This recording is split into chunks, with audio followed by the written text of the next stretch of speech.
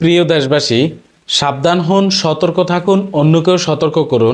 নতুন একটি প্রতারক চক্র বের হয়েছে, যারা মানুষের বাড়ি বাড়ি গিয়ে পরিচয় দেয় যে আমি আদমশুমারি অথবা সরকারের পক্ষ থেকে মানুষ গণনাকারী একটা স্কিম বের হয়েছে, সেজন্য আপনার বাড়িতে উপস্থিত হতে পারে 2-3 জন অথবা 4-5 জন অফিসারের মতো দেখতে একদম স্যুট টাই পরা এরকম মানুষ আপনার বাড়িতে হাজির হতে পারে।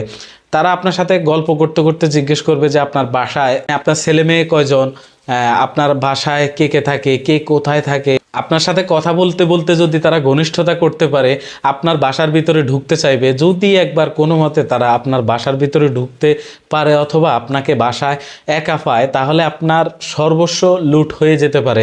হয়তোবা তারা আপনাকে দাঁড় করিয়ে রেখে বলবে যে আন্টি এক গ্লাস পানি দিবেন অথবা আঙ্কেল এক গ্লাস পানি দিবেন, বাড়িতে আর কে কে আছে কাউকে তো দেখতে পাচ্ছি না, মানে একটু বসতে দিবেন, অথবা আদার্স অন্য কিছু দিয়ে আপনাকে মানে বুঝিয়ে শুনিয়ে আপনার ঘরের ভিতরে প্রবেশ করে আপনার সর্বস্ব লুট করে নিয়ে যেতে পারে।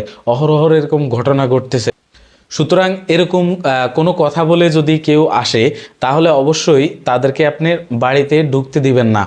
কেননা সরকারের পক্ষ থেকে আদমশুমারি জনিত কারণে মানুষের বাড়ি বাড়ি লোক পাঠানো অথবা লোক যাওয়া এগুলা এখনো চালু হয় নাই। যদি চালু হয়, সেক্ষেত্রে আপনারা খবরের মাধ্যমে অথবা মানুষের মুখে মুখে শুনতে পাবেন।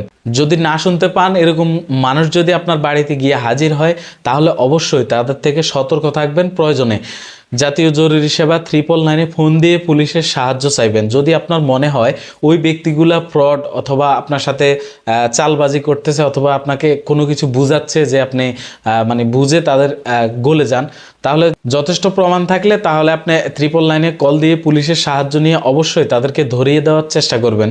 কেননা তারা যদি তৎক্ষণাৎ সুযোগও না পায়, আপনার এই তথ্যগুলো তারা অপরাধী চক্র অথবা ডাকাত দলের কাছে দিয়ে আপনার সর্বস্ব লুট করিয়ে নিয়ে নিতে পারে অথবা আপনার একটা ক্ষতিও করে দিতে পারে। সুতরাং এদের কাছ থেকে সতর্ক থাকতে হবে আমাদের।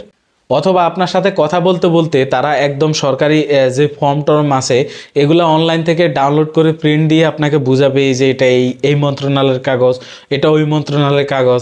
এখানে আপনার নাম্বার লিখবে, এনআইডি কার্ডে এনআইডি কার্ডের নাম্বার লিখবে, অথবা এনআইডি কার্ডের একটা ফটোকপিও তারা নিয়ে যেতে পারে।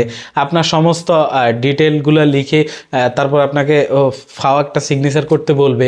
বিশেষ করে বাড়িতে যদি গর্ভবতী মহিলা থাকে, গর্ভবতী মহিলাদেরকে কিন্তু একটা সরকার থেকে ভাতা দেওয়া হয়। সেই ভাতার কথা বলেও আপনাকে প্রলুব্ধ করে অনেক গুরুত্বপূর্ণ তথ্য নিয়ে যেতে পারে। তো বিশেষ করে যারা মোবাইলে ফিনান্সিয়াল অ্যাকাউন্টসগুলা ব্যবহার করেন, যেমন নগদ, বিভিন্ন ব্যাংকের যে অ্যাপসগুলা নগদ আছে, বিকাশ আছে, রকেট আছে, এগুলো